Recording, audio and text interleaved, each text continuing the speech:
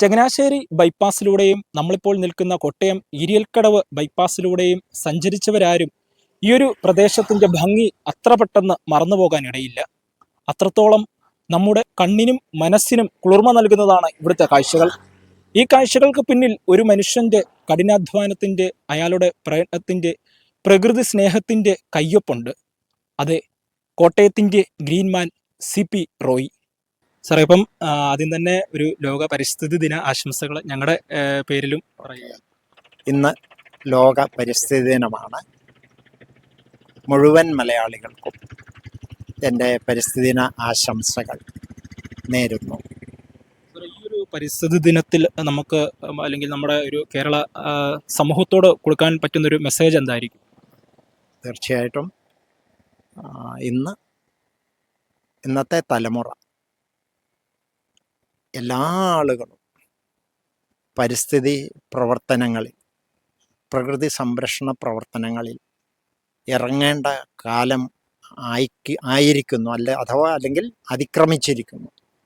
കാരണം ഇന്ന് പാരിസ്ഥിതിക പ്രശ്നങ്ങൾ അതീവ സങ്കീർണമാകുന്നു. അത് ഏതെങ്കിലും ഒരു ദേശത്തോ അല്ലെങ്കിൽ ഏതെങ്കിലും ഒരു ഭൂഖണ്ഡത്തിലോ അല്ല, ഇന്ന് ലോകം മുഴുവൻ, പ്രത്യേകിച്ച് ആഗോളതാപനം സൃഷ്ടിക്കുന്ന പ്രതിസന്ധികൾ വളരെ വലുതാണ്.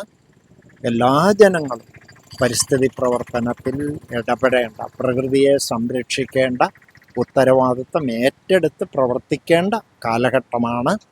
അതിനുള്ള പ്രവർത്തനങ്ങൾ എല്ലാവരും, അത് ഗവൺമെൻറ്റുകളാണെങ്കിലും ജനങ്ങളാണെങ്കിലും എല്ലാവരും അത്തരം പ്രവർത്തനങ്ങൾ ഏറ്റെടുത്ത് നടപ്പാക്കാൻ മുന്നോട്ട് വരണമെന്നാണ് എനിക്ക് അഭ്യർത്ഥിക്കാനുള്ളത്. സാറേ, ഇപ്പം നമ്മൾ ചങ്ങനാശ്ശേരി ബൈപ്പാസിലൂടെ പോകുമ്പോഴും അതുപോലെ തന്നെ നമ്മളിപ്പോൾ നിൽക്കുന്ന ഈ ഒരു ഇരിയക്കടവ് ബൈപ്പാസിലൂടെയും പോകുമ്പം ഇതിന് പിന്നിലൊരു അധ്വാനത്തിൻ്റെ ബലം തന്നെ ഇല്ലേ?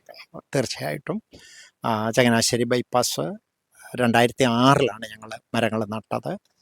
അത് നെടുങ്കണ്ടം MES കോളേജ്, ഞാനന്ന് അധ്യാപകനായിട്ട് പ്രവർത്തിക്കുന്ന കാലമാണ്. നെടുങ്കണ്ടം MES കോളേജിലെ വിദ്യാർത്ഥികളും ഞങ്ങളുൾപ്പെടെ ഒരു ടീം വന്നാണ് ആ മരങ്ങൾ നട്ടതും പിന്നീട് അതിൻ്റെ സംരക്ഷണ പ്രവർത്തനങ്ങൾ നടത്തിയതുമൊക്കെ വിദ്യാർത്ഥികളെ കൂടെ പങ്കെടുപ്പിച്ചുകൊണ്ടാണ്. ഇവിടെ ഇരക്കടവ് റോഡിൽ ഞാൻ റിട്ടയർഡ് ആയി കഴിഞ്ഞാണ് വർക്ക് തുടങ്ങിയത്. ഇവിടെ 2015 ഈ റോഡ് മണ്ണടിച്ച് തീർന്നത്. ആ മണ്ണടിച്ച് തീർന്ന അന്ന് തന്നെ, ആ വർഷം തന്നെ അതിൻ്റെ പ്രവർത്തനങ്ങൾ ജൂണിൽ ആരംഭിച്ചു. ഇന്നിപ്പം 2025, 10 വർഷത്തെ ഒരു അധ്വാനമുണ്ട്. ഇന്ന് ഇരുവശങ്ങളിലും നല്ല പച്ചപ്പോടുകൂടി, ഒരർത്ഥത്തിൽ നമ്മളൊന്ന് ശ്രദ്ധിച്ചു നോക്കിയാൽ ഇതൊരു വനമാണ് ഇരുവശത്തും ഉള്ളത്. അപ്പം അങ്ങനെ ഒരു വനം നമുക്ക് സൃഷ്ടിച്ചെടുക്കാൻ പറ്റി. 10 വർഷം ഒരു നല്ല പ്രവർത്തനം ഇവിടെ വേണ്ടി വന്നു.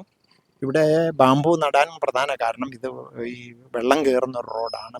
ഇതിൻ്റെ മിക്കവാറും സ്ഥലങ്ങളിൽ വെള്ളം കയറും. കൊടൂരാറ്റിൽ നിന്ന് പെട്ടെന്ന് വെള്ളം കയറുന്ന ഒരു റോഡാണ്.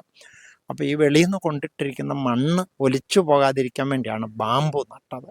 മറ്റു മരങ്ങളെക്കാളൊക്കെ മണ്ണ് ഹോൾഡ് ചെയ്യുന്ന ഒരു മരമാണ് ബാംബു. അതുകൊണ്ടാണ് ഇവിടെ ഇല്ലി തന്നെ നടാൻ തീരുമാനിച്ചത്. മാത്രമല്ല, ഇല്ലി ഒരു ആലിൻ്റെ അത്രയും ഓക്സിജൻ തരുന്ന മരമാണ് ഇല്ലി. പിന്നെ മാത്രമല്ല, ഇതിൻ്റെ കമ്പുകൾ സാധാരണക്കാർക്കൊക്കെ ചെറിയൊരു വീട് വെക്കാനോ ഒരു ഷെഡ് വെക്കാനോ ഒക്കെ പ്രയോജനപ്പെടുന്ന ഒരു മരവും കൂടിയാണ്. അതുകൊണ്ട് തന്നെയാണ് ഈ റോട്ടിൽ നിറച്ച് നമ്മൾ ഇല്ലി വെച്ചിരിക്കുന്നത്.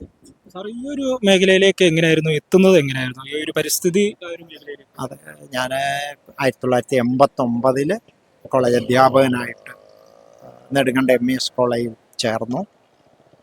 ഒരു സാമൂഹ്യ പ്രവർത്തനത്തിൽ ഇടപെടണമെന്നൊരാഗ്രഹം, ഒരു ജോലി കൂടെ കിട്ടിയപ്പോൾ കുറച്ചുകൂടി, കാരണം നമുക്ക് സമൂഹത്തോട് കുറച്ചുകൂടി ഒരു ഉത്തരവാദിത്വം ഉണ്ടല്ലോ. അതുകൊണ്ട് തന്നെ എന്ത് മേഖല തിരഞ്ഞെടുക്കണമെന്നുള്ളതായിരുന്നു ആദ്യത്തെ ഒരു കൺഫ്യൂഷൻ.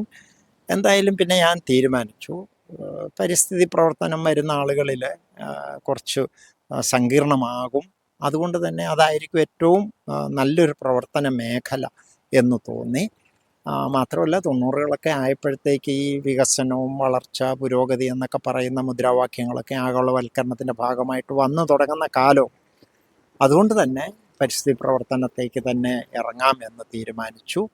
അങ്ങനെയാണ് 90കളിൽ തന്നെ പരിസ്ഥിതി പ്രവർത്തന രംഗത്തേക്ക് വരുന്നത്. ഇനിയിപ്പോൾ എന്തായിരിക്കും സാറേ, എന്തെങ്കിലും ഒരു സ്വപ്നങ്ങളോ അല്ലെങ്കിൽ അങ്ങനത്തെ എന്തെങ്കിലും ഉണ്ടോ, ഒരു ഡ്രീം പ്രോജക്റ്റ്? തീർച്ചയായിട്ടും നമുക്ക് കിട്ടുന്ന സ്ഥലങ്ങൾ, അത് എവിടെയൊക്കെ മരങ്ങൾ നടാനുള്ള സ്ഥലം നമുക്ക് ലഭിക്കുമോ അവിടെയൊക്കെ മരങ്ങൾ നട്ട് വളർത്തി പരിപാലിക്കണം എന്നുള്ളതാണ്.